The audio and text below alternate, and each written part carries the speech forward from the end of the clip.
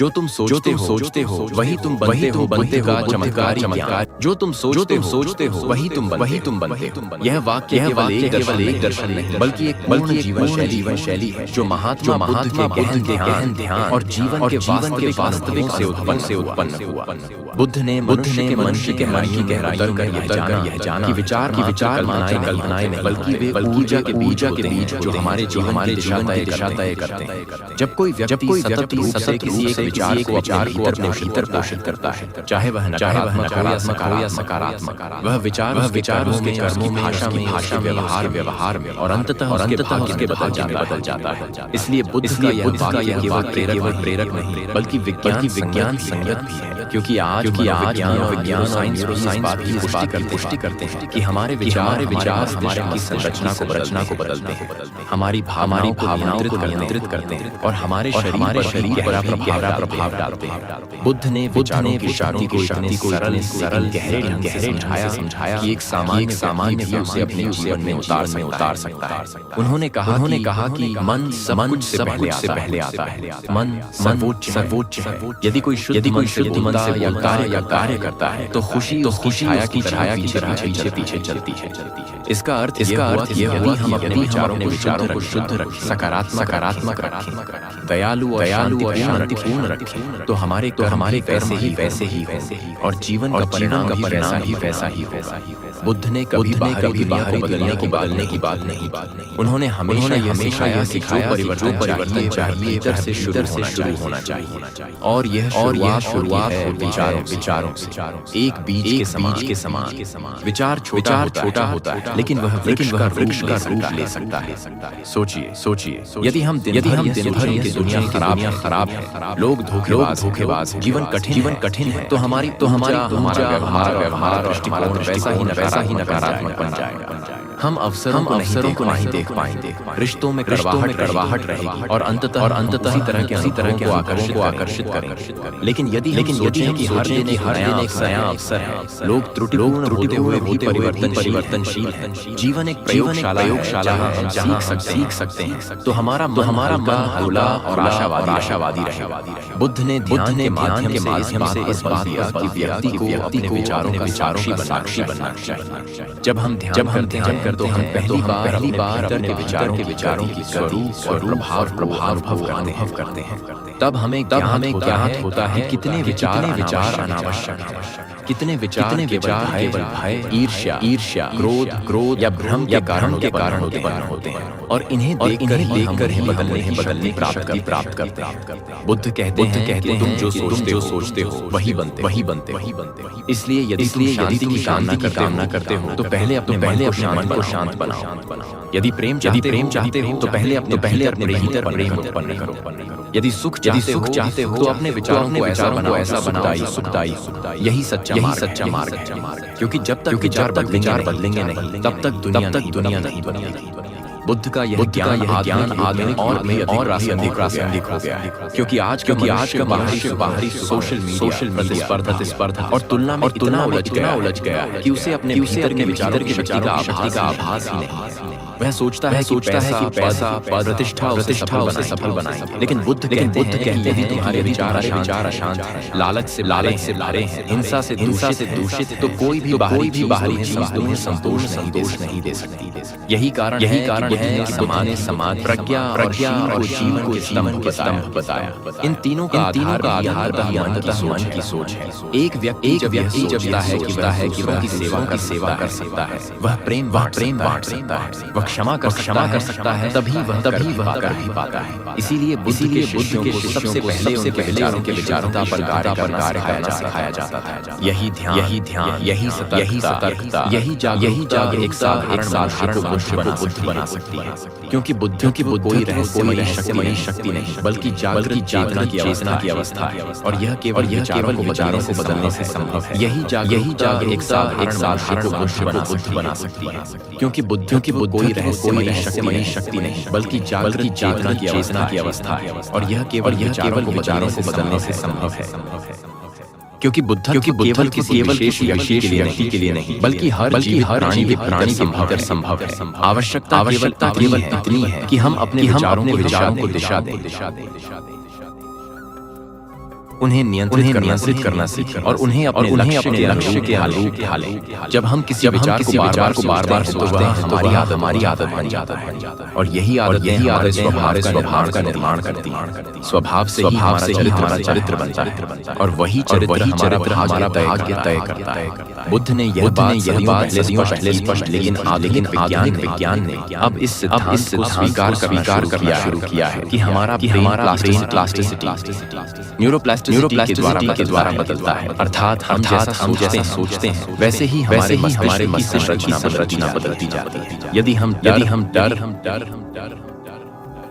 तनाव क्रोध हीनता और चिंता जैसे विचारों में डूबे रहते हैं तो हमारे मस्तिष्क के वे हिस्से सक्रिय हो जाते हैं जो नकारात्मक ऊर्जा को जन्म देते हैं, जिससे हमारा शरीर भी बीमार होने लगता है। लेकिन यदि हम करुणा क्षमा विश्वास आत्मसंवाद और सकारात्मकता में ध्यान केंद्रित करें तो हमारा मस्तिष्क पूरे शरीर बदल जाती है। यही तो बुद्ध की चमत्कारी शिक्षा है कि सब कुछ है। तुम जैसा सोचते हो वैसे ही बन जाते हो।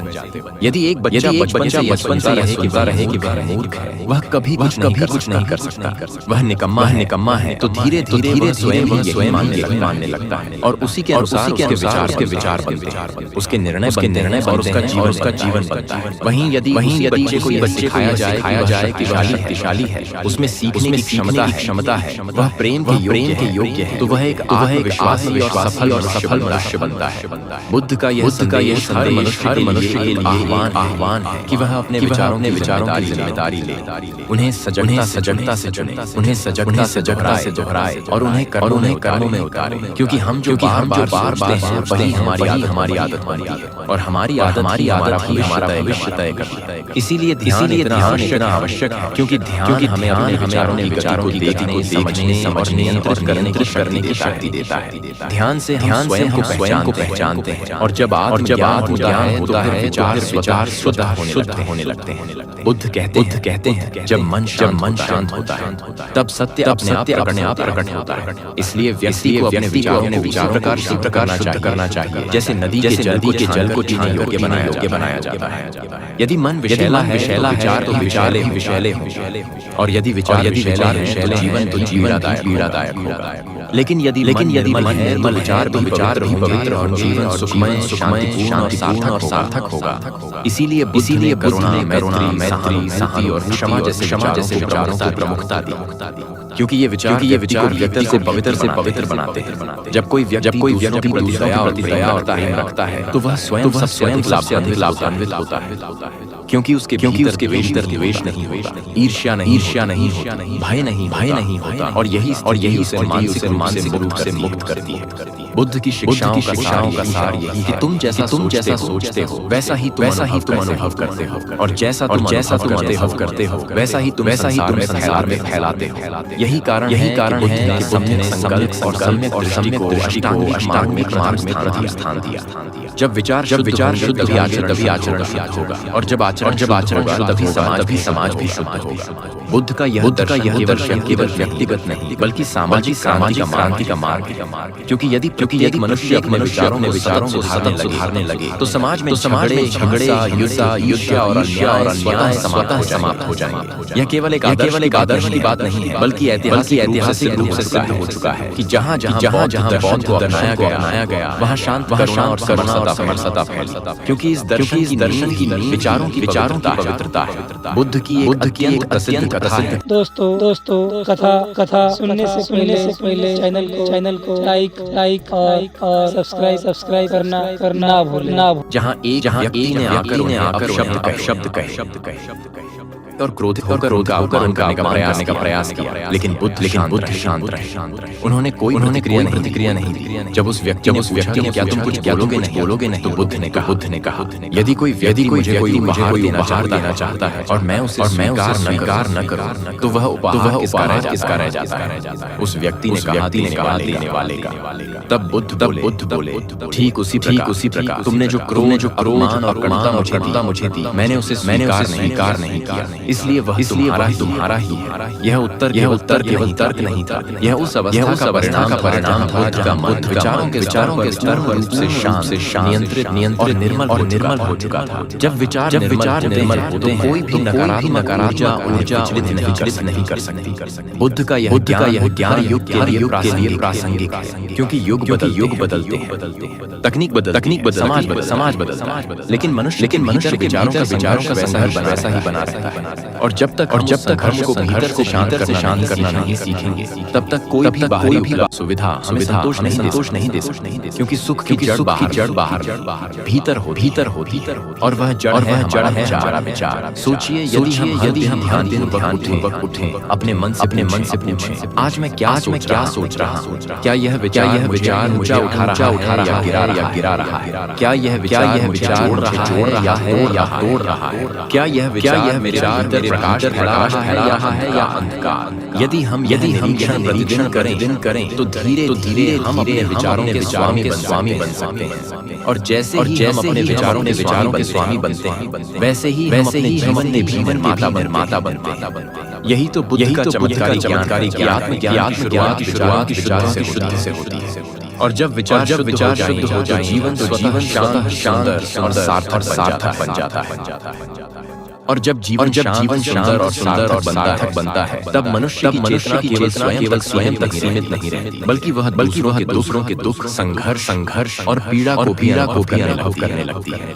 यही वह अवस्था है जहाँ से करुणा उत्पन्न होती है। और करुणा ही सबसे विशिष्ट और प्रबल शिक्षाओं में से एक है। बुद्ध कहते हैं कि केवल वही दूसरों से सच्चा प्रेम कर सकता है, जिसने अपने विचारों को निर्मल बना लिया कि उसके भीतर स्वयं के भय या भय का कोई स्थान न हो। क्योंकि जो व्यक्ति स्वयं से संतुष्ट नहीं, जो अपने विचारों की गुलामी करता है, जो अपने ही भटकता रहता है, वह दूसरे के लिए क्या देगा? इसलिए पहला चरण है आत्मनिरीक्षण, दूसरा चरण है आत्मशुद्धि, और तीसरा चरण है आत्म साक्षात्कार। यही तीन चरण सम्यक दृष्टि को पूर्ण बनाते हैं। जब हम विचारों से ऊपर उठते हैं, केवल ही शांत कर सकते हैं। तब मन धीरे दर्पण बन जाता है, जिसमें सब कुछ स्पष्ट होता है।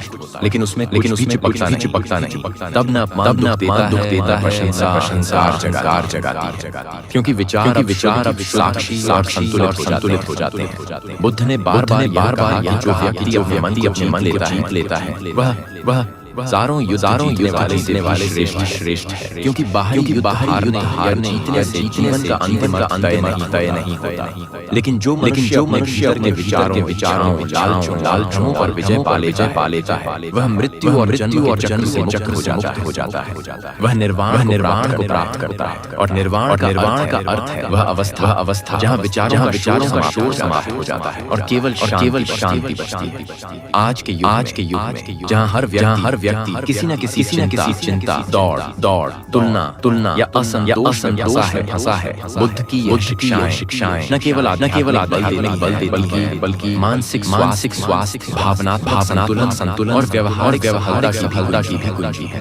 सोचिए, यदि हम हर सुबह की शुरुआत एक सकारात्मक सोच से करें, जैसे बांटूंगा, मैं क्षमा करूंगा, तो वह सोच पूरे दिन हमारे भीतर ऊर्जा उत्पन्न करेगी। वही ऊर्जा हमारे कर्मों और निर्णयों में दिखाई देगी। और यही ऊर्जा हमारे भविष्य का निर्माण करेगी। यही तो बुद्ध का गुण है। लेकिन अत्यंत सरल क्या नहीं कि हर पल जो तुम सोच रहे हो वही तुम बनते जा रहे हो। इसलिए यदि तुम अपने विचारों की गुणवत्ता बदल सको तो तुम अपने जीवन की गुणवत्ता बदल सकते हो। बुद्ध ने यह भी बताया कि विचारों के कारण होता है, वह है वासना और अज्ञानता। जब तक हम अपने विचारों जाकर यह न देखें कि भावना या अज्ञान से प्रेरित है, तब तक हम केवल बदलाव कर रहे होते हैं। स्थायी परिवर्तन जरूरी है कि हम विचारों की जड़ तक जाएं और वहां से उन्हें जागरूकता और विवेक से पोषित करें। जब कोई विचार बार हम उससे पीड़ित हों तो बुद्ध की शैली यह कहती है उसे दबाओ, उससे भागो मत, बल्कि उसे ध्यानपूर्वक देखो, उसका कारण समझो और फिर उस पर प्रेमपूर्वक ध्यान दो। यही विपश्यना का मार्ग है, जिसमें विचारों को दिया जाता बल्कि जागरूकता से किया जाता है। यही कारण बुद्ध के अनुयायी हजारों वर्षों से साधना करते आए हैं, क्योंकि विचारों को केवल किताबों से नहीं समझा जा सकता, उसे अनुभव करना होता है। और अनुभव तभी होता है जब हम शांति से बैठे, अपने मन के भीतर देखें कि वहाँ क्या चल रहा है। तब हम देख पाते हैं कितने विचार हमारे नहीं हैं, वे समाज से, परिवार से, अतीत से, भय से या दूसरों की अपेक्षाओं से आए। जब हम विचारों को पहचान और उन्हें अपनाने या त्यागने की स्वतंत्रता महसूस करने लगते हैं, तब हम बुद्ध की ओर कदम बढ़ाते हैं। यही वह अवस्था है सच्चा परिवर्तन है, बाहर नहीं, भीतर। और जब यह परिवर्तन होता है स्थायी होता है। तब न कोई बाहरी परिस्थिति है, न किसी व्यक्ति का व्यवहार हमें हमारी आंतरिक विकास से देता है। यही चमत्कार साधारण जो बुद्ध ने कहा, तुम जैसा सोचते हो वैसा ही बन जाते हो।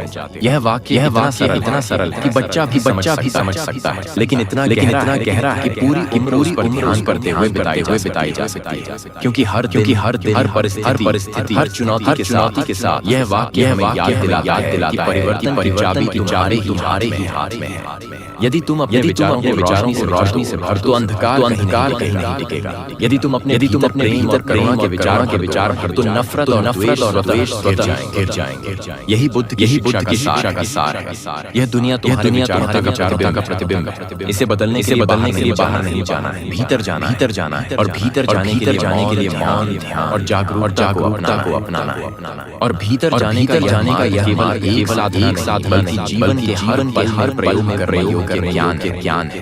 क्योंकि बुद्ध का मार्ग केवल या जंगलों में करने तक सीमित नहीं था, बल्कि उन्होंने गृहस्थ को, एक व्यापारी को, एक राजा को, एक साधु को, हर किसी को यही सिखाया, चाहे जहाँ भी हो, जो भी काम कर रहे हो, यदि तुम्हारे विचार शुद्ध, जागरूक, करुणामय है, तो तुम वही हो बुद्ध होता है। और यही का रहस्य है। यह किसी विशेष रूप या पद का नाम नहीं, बल्कि यह एक ऐसी स्थिति है जहाँ विचारों में भटकाव नहीं होता, जहाँ क्रोध तो हम उसे पहचान ले, ईर्ष्या आए तो हम उसे देख, भय भीतर हम उसकी जड़ तक पहुँच सकें। और तब हम या क्रोध को शांति और समझ में रूपांतरित कर सकें।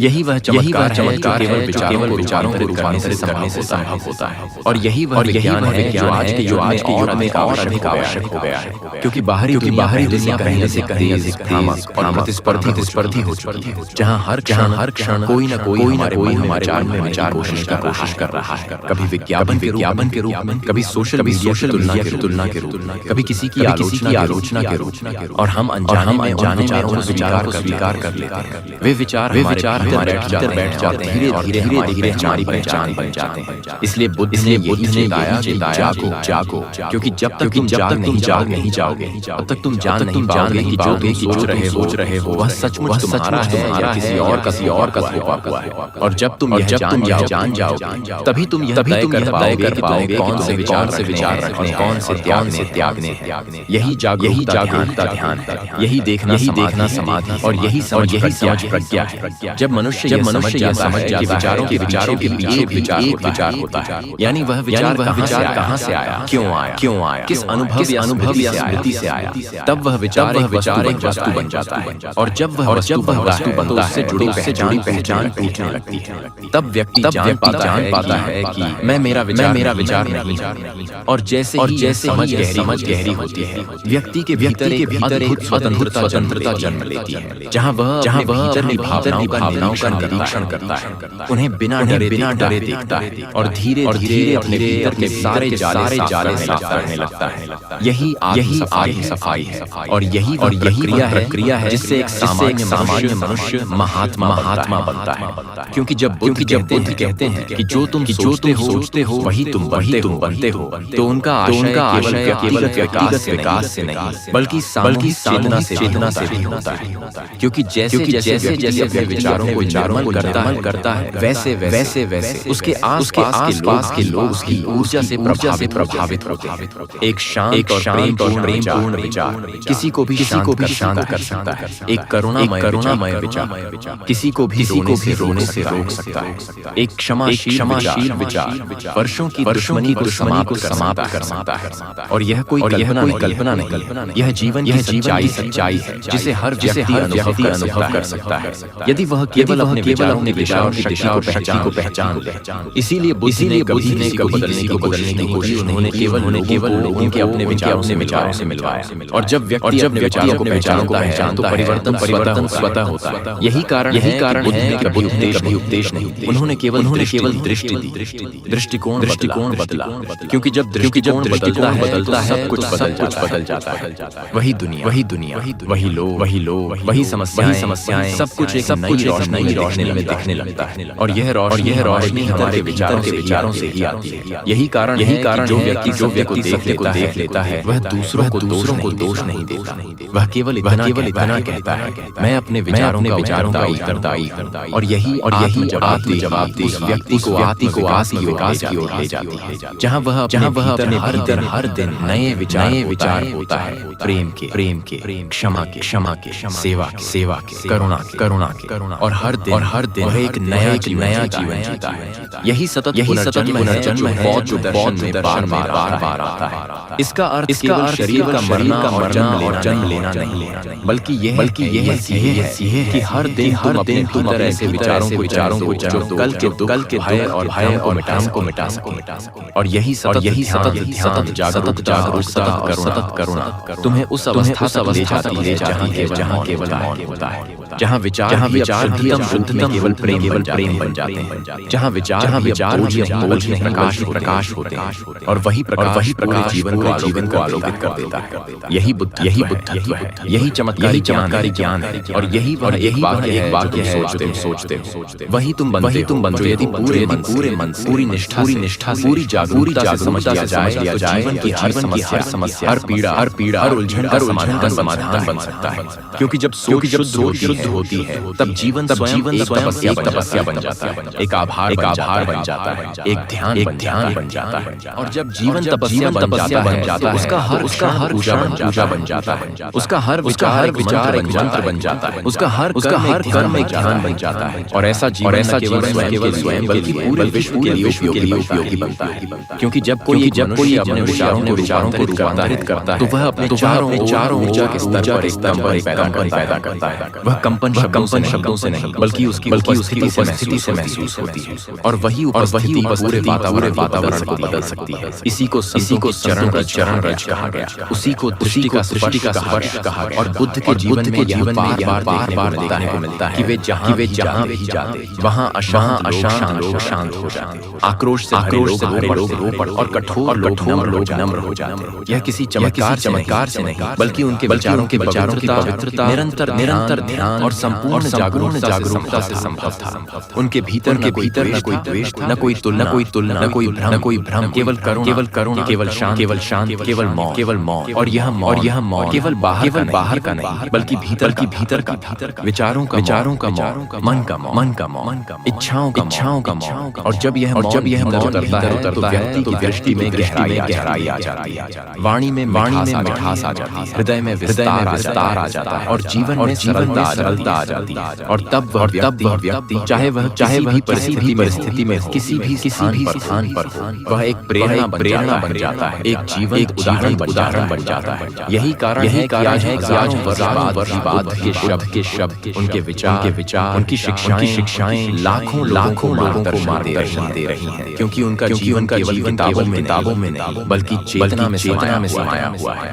और जब चेतना विचार से जुड़ती है तब वह केवल ज्ञान नहीं रहती, वह अनुभव बन जाती है। और यही अनुभव को बदलता है।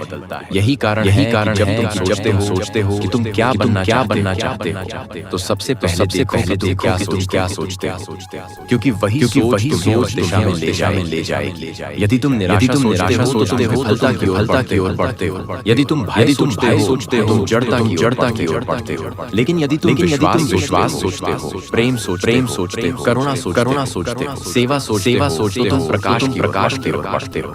यही कारण है बुद्ध ने कहा स्वयं को दीपक बनाओ, क्योंकि जब भीतर का चलता है तब बाहर का अंधकार मिटने लगता है। और यह दीपक विचारों से चलता है। यह कोई तेल या बाती का दीपक नहीं है। यह ध्यान जागरूकता और सत्य की लौ से जलता है। और यह तब तक चलता है जब तक आत्मा सत्य में लीन न हो जाए, जब तक जीवन और मृत्यु का भेद मिट न जाए, जब तक पीड़ा और प्रेम एक हो। और यही वह अंतिम विचार हो जाते हैं। शुद्धता बचती है, जहाँ शब्द समाप्त हो जाते हैं और मौन बोलने लगता है। जहाँ लक्ष्य मिट जाते केवल यात्रा बचती है। और उस यात्रा में जो हर विचारों को देखता है, हारता है, बदलता है, वही सच्चा साधक, वही सच्चा योग, वही सच्चा बुद्ध। क्योंकि कोई किताब से नहीं मिलता, वह विचारों से प्राप्त होता है। जब तुम हर दिन के क्रोध के प्रेम में बदलते हो, ईर्ष्या को सहानुभूति में, लोभ को संतोष में, भय को साहस में, भ्रम को विवेक में, तो प्रक्रिया की ओर ले जाती है। यही बौद्ध दर्शन का विज्ञान है। तुम जैसा सोचते हो वैसा बनते हो। और यह केवल शब्दों का खेल नहीं है, यह चेतना का विज्ञान है, ऊर्जा का विज्ञान है।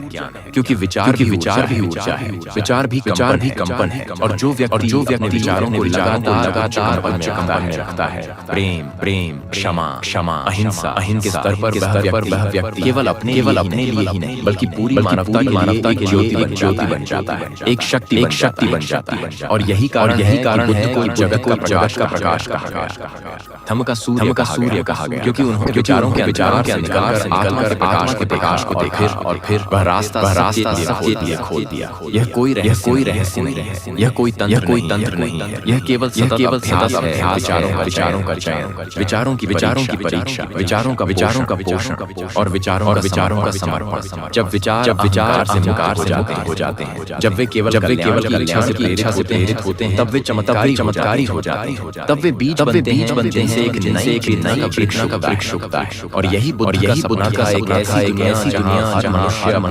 विचारों का स्वामी, न कि उनका गुलाम। एक ऐसी दुनिया जहाँ युद्धों की जगह संवाद हो, घृणा की जगह सहिष्णुता हो, और भय की जगह विश्वास हो। और यह तभी संभव है जब हर दिन अपने विचारों को समझे और सुधारे। और यह कोई एक बार का कार्य नहीं, यह जीवन भर की यात्रा है, एक साधना, एक तपस्या है। और यही कारण बुद्ध के अनुसार बाहर नहीं, भीतर है।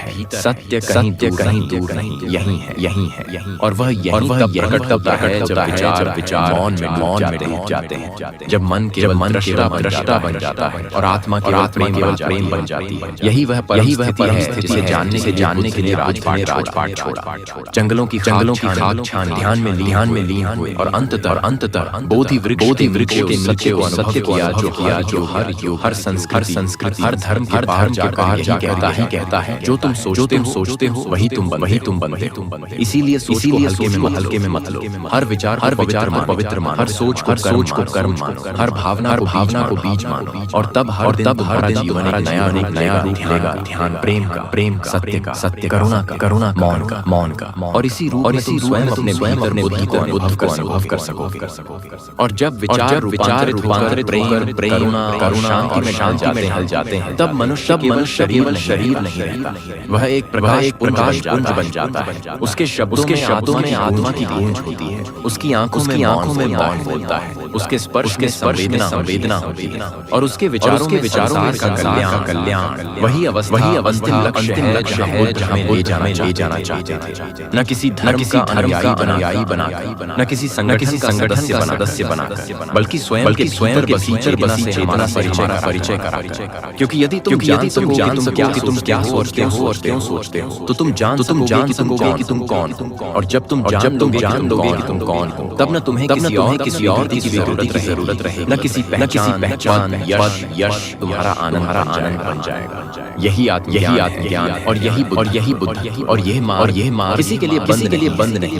यह तो हर के लिए खुला है केवल इतना साहस कि वह अपने विचारों की जिम्मेदारी ले सके, उन्हें बदलने का प्रयास कर सके और उन्हें रोशनी में लाने की इच्छा रख सके। क्योंकि जैसे ही विचारों को रोशनी में लाते हुए या तो गल जाते हैं या खिल जाते हैं, और यह गलना या खिलना जीवन की दिशा तय करता है। इसलिए बुद्ध ने कहा कि जागो, देखो, सोचो, क्योंकि जागरूकता ही है जो अंधकार में रास्ता दिखाता है। और यह अंधकार कोई बाहर का नहीं है, यह भीतर का है, जहाँ भ्रम के बादल है, पीड़ा की परछाइयां हैं, स्मृतियों के बोझ हैं, अपेक्षाओं के घाव है। लेकिन जैसे ही विचार शुद्ध होते हैं, ध्यान प्रबल होता है, आत्मा को सच्ची शक्ति का स्मरण होता है, और तभी वह भीतर के बुद्धि से मिलती है। वही साक्षात्कार जीवन को मुक्त करता है। क्योंकि किसी के कहने से नहीं जीते, किसी के डर से नहीं सोचते, किसी के दिखावे में नहीं बहते। तब तुम अपने विचारों के धारा के स्वामी बनते हो। और वही स्वामी बनना ही आत्मविजय, वही मुक्ति, वही अमृत, वही निर्वाण है। और बुद्ध का चमत्कारी ज्ञान को बार याद दिलाता है कि यदि तुम अपने विचारों को समझ बदल लो, तो तुम अपने भाग्य को बदल सकते हो। तुम अपनी चेतना को बदल सकते हो। तुम अपने जीवन की गति को मोड़ सकते हो। और तुम्हारा जीवन केवल एक सांसारिक यात्रा न रहकर एक दिव्य प्रयोगशाला बन सकता है, जहाँ हर विचार से एक नया भविष्य गढ़ा जाता है। हर भावना से एक नया दृष्टिकोण बनता है, और हर क्षण से एक नया चाहना दिया जाता है। यही बुद्ध की शिक्षा का अंतिम सार है। सब कुछ परिवर्तनशील है, और यदि परिवर्तन ही अंतिम सत्य है, तो क्यों न तुम हर दिन उस दिशा में बुद्ध बना सके, प्रेम बना, शांति बना।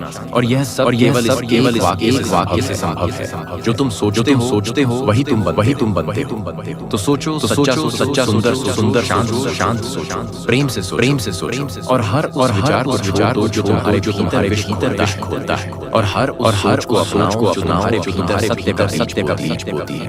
क्योंकि विचार ही जीवन है, और अंततः विचार ही आत्मा का दर्पण है।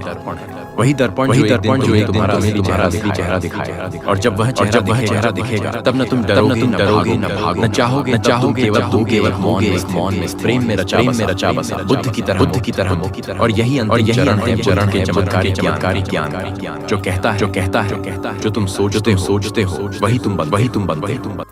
आखिरकार उम्मीद करते हैं ये कहानी आप लोगों को अच्छी तरह से समझ में आई होंगी। तो चलिए दोस्तों मिलते हैं अगली ही ऐसी ही मोटिवेशनल कहानी में। तब तक के लिए खुद का अपने परिवार का ख्याल रखें। जाते चैनल लाइक सब्सक्राइब जरूर करें। धन्यवाद।